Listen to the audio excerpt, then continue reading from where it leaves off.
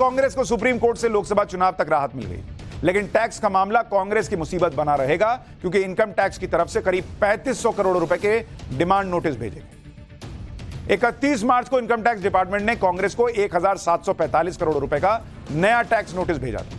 यह demand notice 2017-18 से 2020-21 के लिए, इसमें जुर्माने के साथ ब्याज भी शामिल है। इससे पहले 29 मार्च को 1823 करोड़ का नोटिस भेजा गया। इस तरह आईटी ने कांग्रेस से कुल 3567 करोड़ रुपए की देनदारी का हिसाब मांगा। इनकम टैक्स डिपार्टमेंट ने पिछले सालों से जुड़ी टैक्स डिमांड के लिए कांग्रेस पार्टी के खातों से 135 करोड़ रुपए पहले ही वसूल लिए। इसी एक्शन के खिलाफ कांग्रेस आज सुप्रीम कोर्ट पहुंची हुई थी, तो इनकम टैक्स ने कहा कि हम नहीं मांग रहे भाई, लड़िए ना, चुनाव लड़िए।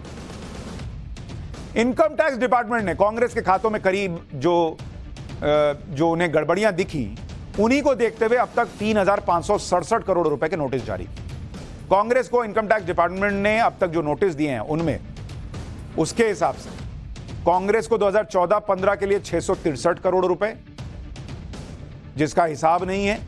2015-16 664 करोड़ रुपए, 2016-17 417 करोड़ रुपए, 2017-18 में 178 करोड़ 70 लाख रुपए, 2018-19 में 918 करोड़ 40 लाख रुपया, 19-20 में 490 करोड़ रुपया, और ब्याज में मिलाइए 235 करोड़ रुपया, तो कुल 3567 करोड़ रुपया बैठता है। अब आप कहेंगे इतना पैसा क्यों भाई, क्यों देना है? भाई वैसे तो राजनीतिक पार्टियों को इनकम टैक्स में 100% छूट होती है, लेकिन इसके लिए अकाउंट की ऑडिट रिपोर्ट इलेक्शन कमीशन को जमा करनी होती है और इनकम टैक्स विभाग में रिटर्न ऑफ इनकम भी बतानी होती है। लेकिन कांग्रेस ने यही जानकारी ठीक तरह से नहीं बताई, जिसकी वजह से यह कार्रवाई हुई है। दूसरी बात कि आप 2000 रुपए से ज्यादा का कैश में चंदा नहीं ले सकते, उससे ज्यादा लीजिएगा तो दीजिए फिर टैक्स। तो इनकम टैक्स पूछ रहा है कि क्यों, कहां से लिए ये चंदा? वही तो नरेंद्र मोदी कह रहे हैं कि पिछला हिसाब तो वो चल रहा था कि कहां से चंदा आ रहा है पता ही नहीं चल रहा है। अब नरेंद्र मोदी लाए इलेक्टोरल बॉन्ड, तो उसमें पता तो चल रहा है किसको क्या चंदा मिल रहा है। और चंदे का हिसाब, जो लोग लेवल प्लेइंग फील्ड की बात करते हैं, जो कांग्रेस पार्टी या चुनावी चंदे पर या इनकम टैक्स की रेड पर लेवल प्लेइंग फील्ड की बात कर रही है, हर चंदे को घोटाले की तरह पेश कर रही है। उसने खुद 6 दशक से ज्यादा समय तक राज किया देश पर। और क्या किया आपको पता है? जब कांग्रेस सत्ता में हुआ करती थी और देश की बड़ी बड़ी कंपनियों से झोली भर भर कर एक तरफा चंदा लिया करती थी, तब तो आपको कुछ गलत नहीं दिखता था।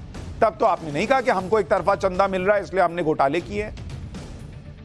तब उसे लेवल प्लेइंग फील्ड यानी सबके लिए समान अवसर की चिंता नहीं होती थी कि बाकी पार्टियां कैसे बढ़ेंगी। और यह मैं नहीं कह रहा, कांग्रेस सरकार की डोनेशन लेने वाली नीति को लेकर साल 1965 में report of the monopolies inquiry commission में हैरान करने वाले खुलासे हुए थे। सुनिए, ये सब बातें पता होनी चाहिए आपको।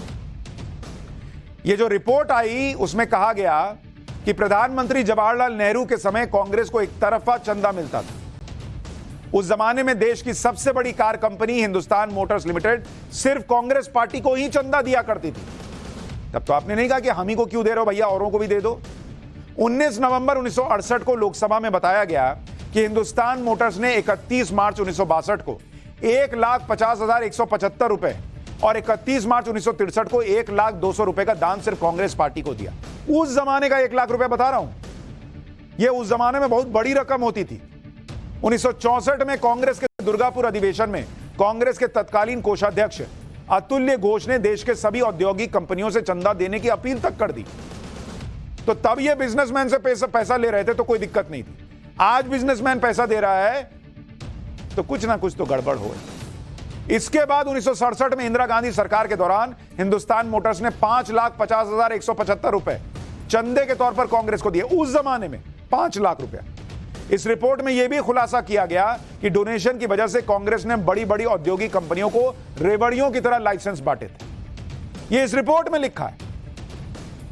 उस दौर में कांग्रेस को एक तरफा मिलने वाले डोनेशन को लेकर संसद में कई बार बहस हुई, कांग्रेस पर गंभीर आरोप तक लगे।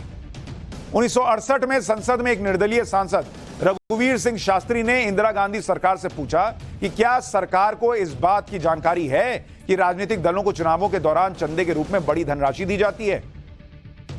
इसके अलावा तत्कालीन कांग्रेस सरकार पर यह भी आरोप लगे थे कि ना तो चंदे में मिलने वाली इस धनराशि का हिसाब किताब रखा जाता है और ना ही डोनेशन देने वाले व्यक्ति का कोई रिकॉर्ड रखा जाता है। इस सवाल के जवाब में 30 अगस्त 1968 को इंदिरा गांधी सरकार में केंद्रीय गृह मंत्री रहे यशवंत राव चव्हाण जो जवाब दे रहे थे, उसे आप सुनेंगे तो हैरान रह जाएंगे। उन्होंने कहा कि केंद्र सरकार के पास चंदे के नियंत्रण को लेकर कोई कानून ही नहीं है, तो बनाना ना था बॉस कानून। आज नरेंद्र मोदी कानून ले आए तो उस पर छाती पीट रहे हैं और तब एक तरफा चंदा ले रहे थे तो कोई दिक्कत नहीं। आज आपको यह भी बताता हूं कि नेहरू इंदिरा के दौर में कांग्रेस की सरकार के दौरान पार्टियों को किस तरह से चंदा मिलता था। आप आंकड़े देखेंगे तो हैरान रह जाएंगे कि बॉस आज ये लोग आरोप लगा रहे, सवाल उठा रहे हैं, और क्या हाल था कांग्रेस के जमाने में। जरा इसको देखिए आप। 1 मार्च 1962 से लेकर 30 नवंबर 1968 के बीच का डेटा आपको बता रहा हूं चुनावी चंदे का। चुनावी चंदा जो मिला कांग्रेस पार्टी को कितना मिला आपको पता है? उस जमाने का 2,73,00,000 रुपया मिला। 2,73,07,000 रुपए यह कांग्रेस पार्टी को मिला उस जमाने में। 2 करोड़। उसके बाद जो सेकंड नंबर पर पार्टी थी स्वतंत्र पार्टी, उसको कितना मिला बॉस? उसको मिला 55,93,000 रुपए। मतलब जितना कांग्रेस पार्टी को मिला करीब करीब उससे 1/4 पैसा अगली पिछली मतलब सेकंड नंबर की पार्टी को मिल रहा है। तब लेवल प्लेइंग फील्ड समझ में नहीं आता था। जनसंघ को उस जमाने में कितना चंदा मिलता था पता है आपको? 2,25,000 रुपया। 2,25,000। तब लेवल प्लेइंग फील्ड समझ में नहीं आ रहा था। कम्युनिस्ट पार्टी को सीपीआई 15,000 रुपया मिल रहा है। 15,000 प्लस 15,000 रुपया। कांग्रेस को 2,73,00,000 मिल रहा है, दूसरी पार्टियों को 15,000 और 2 लाख रुपया मिल रहा है।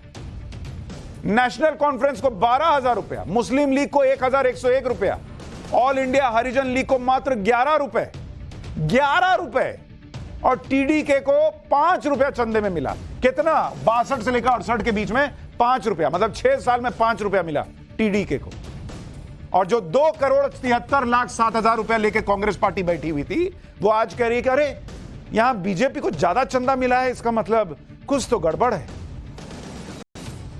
कांग्रेस सरकार के दौर में चंदे को लेकर किस तरह मनमाने नियम हुआ करते थे, यह भी आपको जानना चाहिए। नवंबर 1968 में यूपी में राष्ट्रपति शासन लगा था। उस दौरान इंदिरा गांधी सरकार ने यूपी के टीचर्स की सैलरी में कटौती करके उसे कांग्रेस के चुनावी फंड में डाल दिया। 3 अगस्त 1971 में संसद में चंदे को लेकर किए गए एक सवाल के जवाब में कांग्रेस सरकार ने डोनेशन देने वाले लोगों का नाम बताने से साफ मना कर दिया। 93-94 में इस बात का खुलासा हुआ कि कांग्रेस को एफसीआरए के नियमों को दरकिनार करके 3,75,00,000 रुपए का विदेशी चंदा मिला। साल 2011 में मनमोहन सिंह सरकार ने यह सवाल किया, उनसे किया गया कि क्या कॉर्पोरेट घरानों से कांग्रेस सरकार को मिलने वाले चंदे के बारे में समीक्षा की जाएगी। इसके जवाब में कांग्रेस सरकार ने साफ मना कर दिया। यह इनका चंदे का ट्रैक रिकॉर्ड है और आज यही लोग लेवल प्लेइंग फील्ड खोज रहे हैं, जबकि देश को पता चल रहा है चुनावी बॉन्ड की वजह से कि किसको किसको पैसा गया। पॉलिटिक्स है, चलती है। पाठशाला में हमारा काम है आपको फैक्ट्स बताना, वो बता दिए। लेकिन पॉलिटिक्स की बात हो रही है तो 2024 के